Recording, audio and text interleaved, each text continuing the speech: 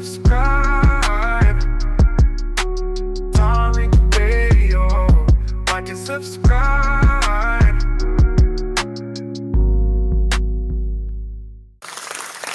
What's going on, guys? We're here. I'm here. Welcome to the Tap In, ladies and gentlemen. Round of applause to you. Round of applause to you, ladies and gentlemen. Everybody, give me a retweet.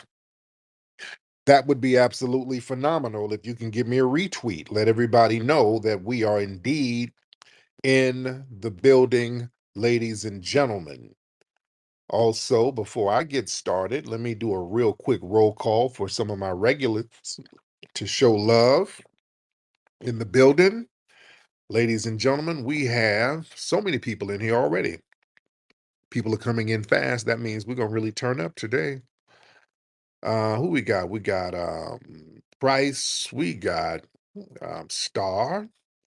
We got little old me, Sweets, Shane, The Source. We got Afro POV, Brother Martin. We got FBA Tether Patrol, Brother Highland. We got Hot Seat, our sister, who's she's an African sister. I forgot what part of Africa she's from, but shout out to you, Hot Seat. Shout out to Miss Skyline, Brother Anubis. Shout out to FBA Rada, Shane Foster, Great Black Shark in the building. Our good brother FBA Furball in the building, and the Tethernator in the building. Respect to the family. Respect to you guys. So yeah, let everybody know we're here. Everybody pile on in the room and things. I went to the Breezy concert the other night. Everybody's talking about the Chris Brown concert. I posted some pictures on my Twitter timeline of the Chris Brown. Me and my lady were there at the Chris Brown concert. Everybody's talking about it. It was phenomenal. Love that brother. Chris did his thing. Another video. Have y'all seen the video going around? What's her name? Kayla Nicole. The chick, she was married, the finance sister. She was married, well, not married, but was she married to the guy? She was engaged to him, right? The white boy football player who's now he's with Taylor Swift, ain't he? So she's a real fine sister, fine ass sister. But she was at the concert last night. I went Saturday. And Chris Brown does this thing where he gets on the women and kind of humps on them. And boy, she cocked her legs up in the air. She put them legs in the buck. And everybody, that shit went viral. They were like, she knew the assignment. Yeah, she's trying to catch again. She done fumbled one bag. She trying to get another damn bag. All right. Use what you got. I'm not mad at you. But shout out to my brother Breezy. There was a phenomenal concert at the SoFi Stadium. Did a phenomenal job. It was packed, jam-packed, with nothing but fine-ass women up in there. I had my lady with my beautiful queen next to me, but it was some fine up in there. If y'all want to know where the women were, they were there. And there was a woman right in front of me, booty popping all damn night. I mean, really going out of her way to pop ass. And I'm trying, my lady sitting up here, and my lady low-key looking at me, trying to see if I'm looking, and I'm trying not to look. I'm trying to ignore all that ass all in my face popping, because they were in there popping ass like crazy. That was the ass popping audience. I ain't never seen audiences just pop ass all night. And this woman, it was a fine little chocolate ass sister, had on like a little mesh short, like a bikini top. And so the mesh is all jiggling around with that. You know how the mesh outfits, where the ass really gets to going with that mesh on. And I'm trying not to look. My lady looking over at me to see if I'm looking. I'm singing. You got it, girl. You got it, girl. Sing it, Breezy. I'm trying to ignore all this ass and some of her booty sweat popping me all in my damn cheeks. I'm like, God damn, man, what is this? I need to go to a Kirk Franklin concert. This is too damn much for me. It's too damn much. And Chris, he's doing his thing. That nigga was y'all see the shit with the harness. He's flying around on a harness like a light-skinned Spider-Man and shit. He's singing all upside down. He flips upside down and starts singing. Sensational. I'm like, go on with it, man. Chris is doing that shit. Man, Chris is killing the game. And my only complaint, that shit was long. Oh, it was long as hell, like breezy. All right, all right, let us go, brother. Just sing. Let's wrap this up. Oh, that shit was like damn near 3 hours, man. Now his set, I'm talking about Chris's set was damn near 3 hours. You had Summer Walker and Bryson Tiller, they did their set. And so it's a long ass show. Chris is gonna give you your money's worth. But I'm like, damn, brother. You just go ahead and look. We can wrap it on up. Chris got a gazillion hits, so he did every one of them bitches. I'm like, damn. And SoFi Stadium, the food ain't that good at there. So I'm in there hungry. I'm like, shit, Chris, I'm about to order some Postmates up in this bitch if Chris don't wrap it up. I'm hungry. Shit. And he did his thing. He gives you your money's worth. When I posted pictures, I posted one of the scenes where he did the whole grinding thing. He does the song, Let Me Take You Down, and he grinds on the girl. And the people in the comment, they were like, is that your lady up there? I'm like, are you in your no, hell no. Are y'all insane? Some of y'all thought that was my lady on stage. Man, are y'all crazy? Hell no. Hell the no, they ain't no, that's not her. She might kind of look like her. That ain't my lady. Shit, yeah, if that was my lady up there on stage getting grind on, her ass would have got left. She, I would have left her ass up there. She would have to ride that harness home. That harness Chris be swinging on, you had to ride that to the crib because I would have left your ass right on up there. Hell no, you ain't doing that shit around me. I don't play like that now. So yeah, that wasn't my lady doing all that now. Don't get it twisted. Now, Chris then would have to call her ass an Uber because I would have left her stranded up in there. But nevertheless, it was a very good show. Very, very good show. Um, a lot of stuff we do have to talk about. Everybody come on in. Everybody come on in here. Everybody come on in. We got a lot of people coming on in. Have y'all seen what's going on now with these damn white supremacists and this Charlie Kirk stuff? These people, they're trying to come up with some little policies now to punish people who they say celebrate Charlie Kirk's death. So they because people are calling out Charlie Kirk's racism. People are not really mourning like that. There's a lot of people who are like, hey, Charlie Kirk was a racist scumbag. So yeah, we're not really mourning him. This is the consensus of a lot of people. So the alt-right types of white supremacists who are, who have legislative power and things like that, because we live in a system dominated by the white supremacists. They're trying to come up with these little policies where they will try to arbitrarily punish people for speaking ill of Charlie Kirk's death. So they're talking about, especially with anybody with immigrant backgrounds, they're talking about taking their visas, revoking their visas from them. Other people, if you are part of any kind of committee, they're talking about taking people off committees.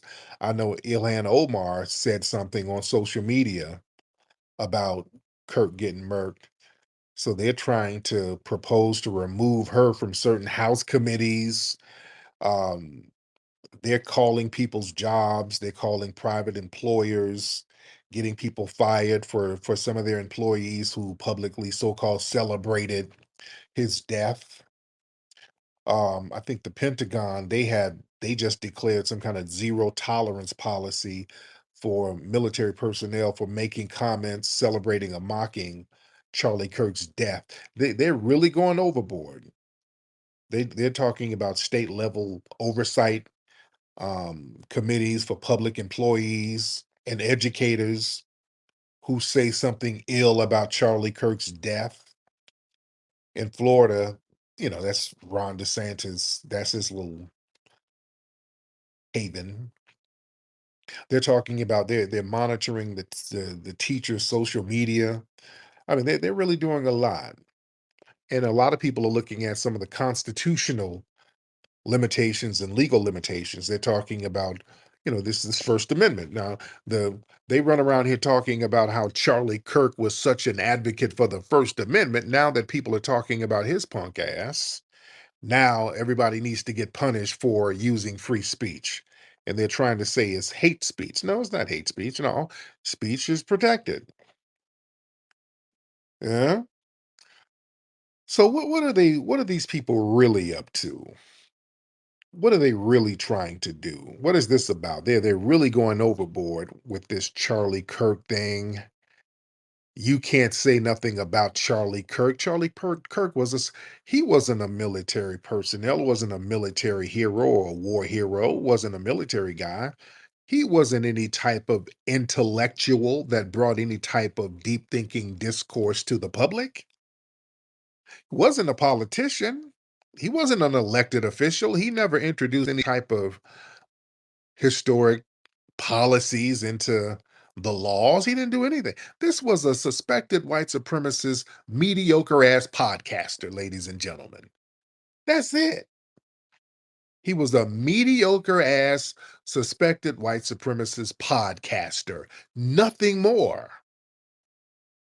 But they're really trying to milk this thing with Charlie Kirk. See what they're trying to do, family. They're creating a right-wing martyr so they can really mobilize their base, the right wingers. They're really trying to mobilize their base.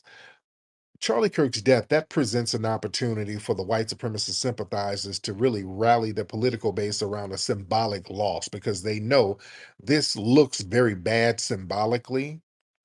A white supremacist suspect getting popped in his neck while he's denigrating black people. Just the symbolism of that's just a major L, and it was done within their own ranks. So by framing him as a victim of left-wing um demagogues, this kind of energizes their followers. So now his memory, even though he was shot by his fellow white man, all of these liberals are denigrating his memory. So they're trying to squeeze the victim narrative out of it. The white supremacists always got to be victims.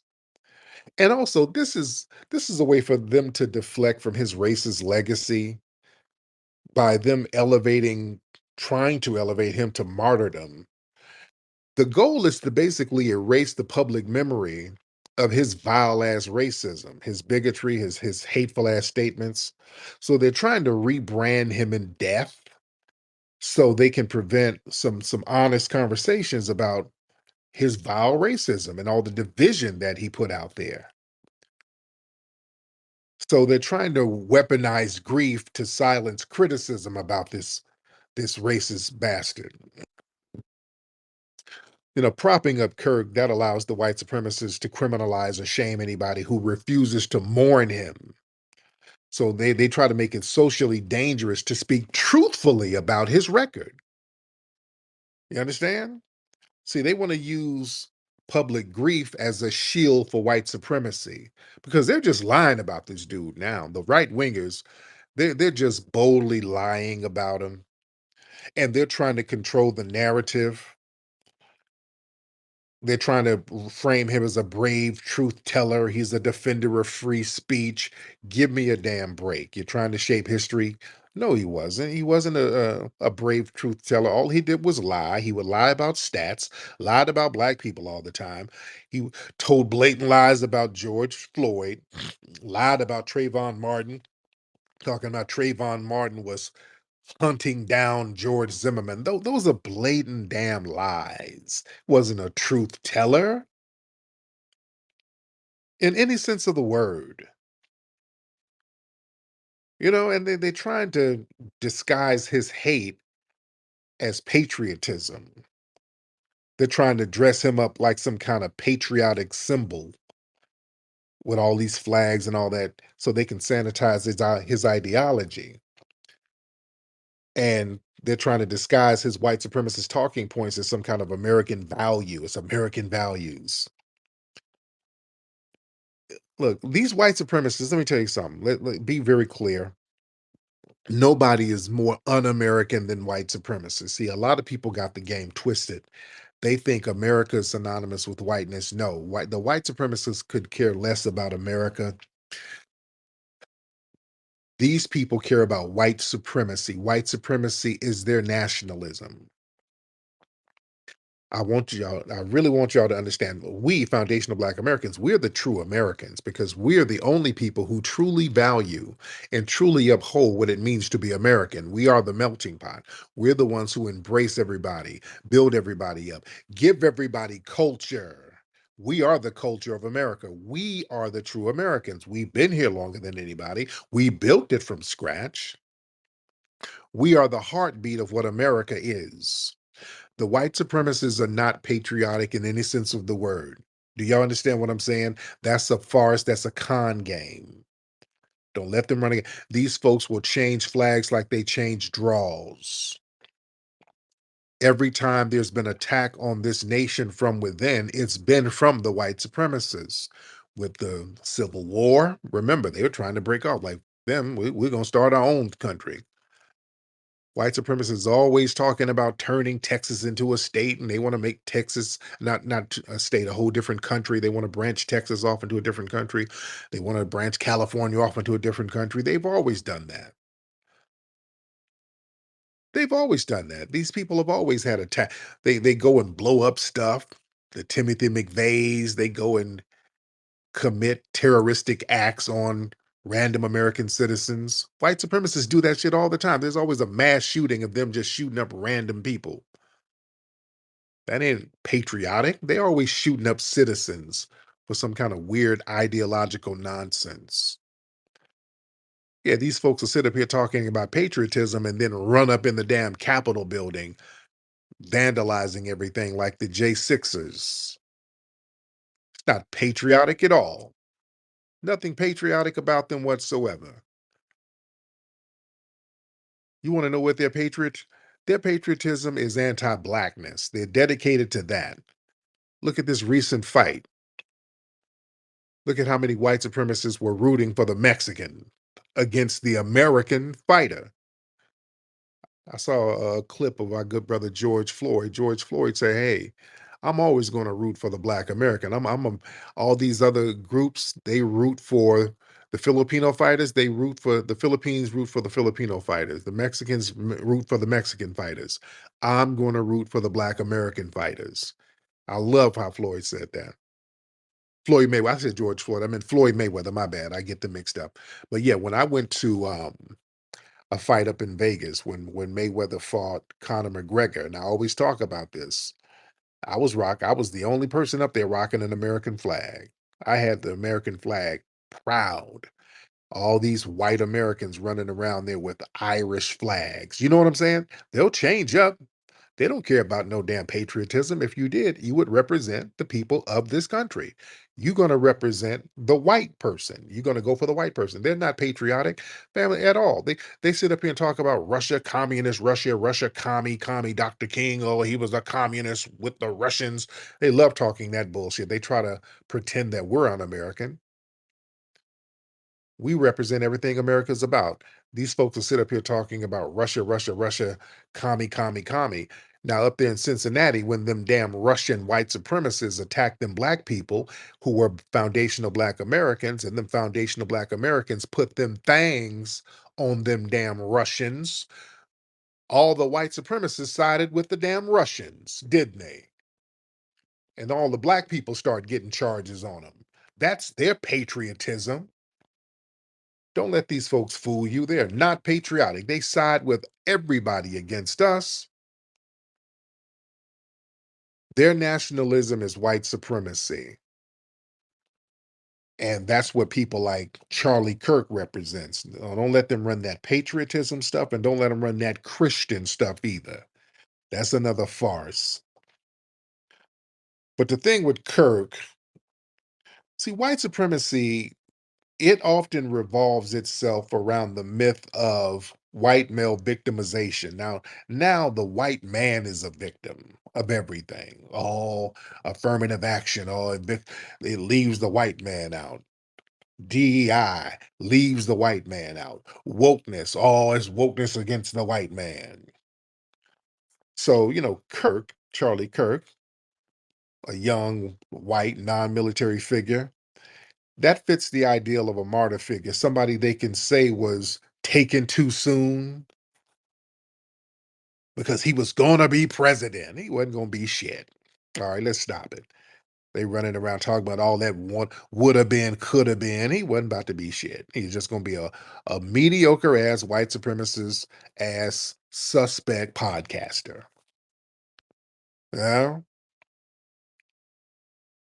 And they keep trying to shift the focus away from his mediocre ass disposition. He wasn't a scholar, wasn't a statesman, wasn't a soldier. Y'all try to they're trying to inflate the importance of this unremarkable ass white man. So and all he did was just push white supremacy. You see, so basically the message is you don't need credentials, you just need allegiance to the cause. So they're trying to inspire the next generation of right wing white supremacist operatives. See, this glorification of Kirk, they're trying to send a message to a lot of the young far right influences. So the message is, hey, all you young people, we're trying to recruit you guys. So we'll big you up. Don't you want these props and praises that we're giving Charlie Kirk? We know you're mediocre. We know you sit in your room playing video games all day. But if you hate Negroes enough, boy, you can be the next Charlie Kirk. So they got this thing, I am Charlie Kirk. So they're really trying to send messages to the young white people. If you're mediocre and you hate Negroes enough, we can elevate you too. You can be somebody. We'll turn you into a legend too. You don't have to run for office. You don't have to join the military. All you have to do is hate the Negroes, like Charlie Kirk. So this is like recruitment propaganda. So they can ensure that white supremacy remains culturally and politically viable. And they're trying to just use his weapon uses his death as a culture war weapon. So they're trying to make him like a new flashpoint in the culture war. So instead of reflecting on his racist ass gibberish that he'd always spew, the white supremacists are trying to use his death to attack the so-called left, and they want to criminalize free speech and portray black people and progressives as evil for not mourning because they're attacking a lot of black people. I know that. They're monitoring all the black people's social media to see what black people are saying about this fool. And did y'all see what JD Vance? JD Vance made some video and they're talking about doing some kind of memorial to Charlie Kirk in Arizona. See how extra this shit is? They're doing the most. They don't do this for former presidents who died. Do they? They didn't do this for Ronald Reagan. Who are they doing all this old extra ass shit? Didn't Jimmy Carter when did Jimmy Carter pass? Right, when did they do all this for Jimmy Carter? They weren't doing all this for former presidents. You see what I'm saying? All of these just memorials all over. See, this is they need a hero. This is how desperate the white supremacists are. These people are so damn desperate for a hero. They don't have no heroes, and the heroes they have are all degenerate. I've always said this. The white supremacists all have degenerate ass heroes. But going back to JD Vance, he was like, yeah, people are saying that Charlie Kirk said this about black women, and he never said that. He said that the black women were this and they didn't have the brain capacity for this, and he never said those words. And then we put up the video clip of him literally saying it word for word. I mean, JD Vance got up here and just told a blatant ass lie. And that's what a lot of these Charlie Kirk supporters are doing. These folks act like we don't see the clips. They act like the clips of this man, all of the just dozens and dozens of anti-black clips of this man aren't on the internet and we see them. They're sitting up here saying what this man didn't say. Yesterday when I had the phone lines open. Y'all saw the white supremacists call up talking about what racism? Charlie Kirk's never said anything racist. I've never heard anything. What racism? Everybody's playing dumb now. Y'all know what this man has said. See, the thing, let me tell you something about white supremacists and their blatant lying. See, they do that lying. That's very important. White supremacy, it thrives on controlling narratives. Even when the evidence is clear, lies are told to basically gaslight the entire population, basically into questioning your own reality. See, that tactic confuses and demoralizes people, and it keeps people second guessing what they know to be true. Just like with the whole Charlie Kirk's thing, we saw George Floyd get murdered. We saw it. Everybody saw it. The knee on his neck, he got killed by Derek Chauvin. These white supremacists said, no, no, no, your eyes didn't, no, no, no, your eyes lied to you. No, you didn't see that. You saw a man overdosing on fentanyl. That's what you saw. You didn't see him get killed. No, no, no, your eyes are lying to you. I'm white and I say so. That's a part of white supremacy. You understand? White supremacy is built on the myth of racial superiority.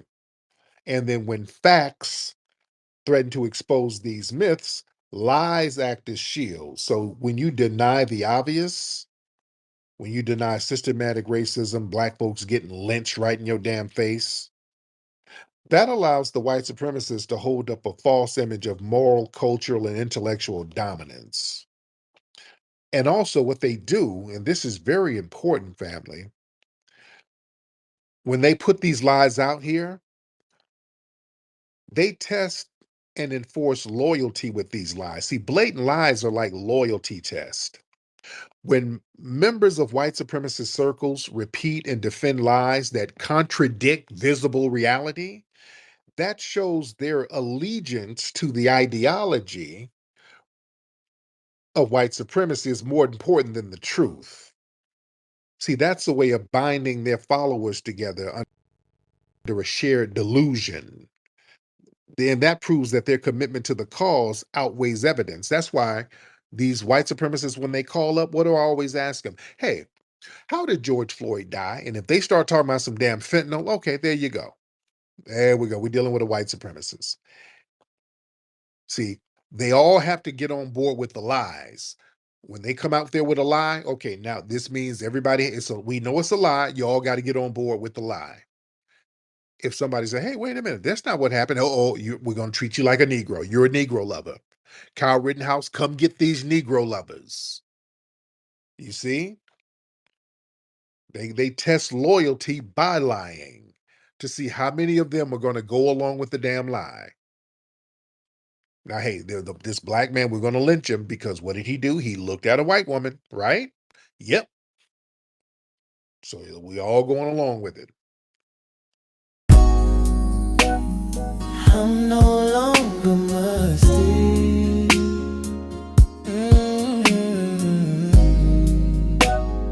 I'm no longer musty.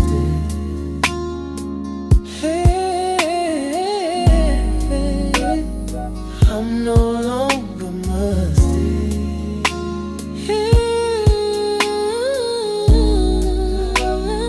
I'm no longer musty. 'Cause I got my real work on.